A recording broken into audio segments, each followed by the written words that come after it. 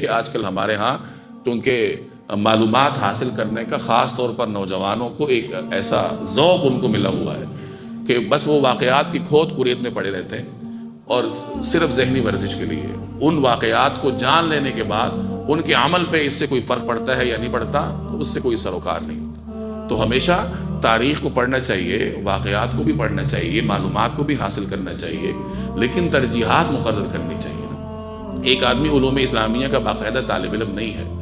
تو اسے پھر تاریخ میں اتنی کھود کورید میں نہیں جانا چاہیے کہ جہاں جا کے وہ مختلف تشویش کا شکار ہو جائے۔ ہاں کوئی آدمی باقاعدہ علوم اسلامیہ کا طالب علم ہے اور اس ڈسپلن کو اپنی تحقیقات کا مرکز بناتا ہے،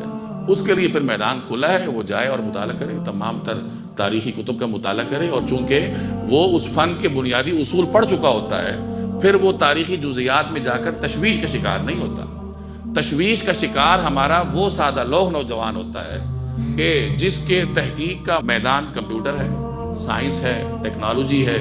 یا کوئی اور ڈسپلن اس کی تحقیق کا مرکز ہے، اور ادھر وہ تاریخ میں گھس کے کچھ منفی پہلو رکھنے والے واقعات نکال کے لے آتا ہے، تو پھر اصول تو اس کو معلوم نہیں ہوتے کہ ان کو کیسے پرکھنا ہے یا اس میں سے کون سے اصول کشید کرنے ہیں، تو نتیجتاً تشویش کا شکار ہوتا ہے۔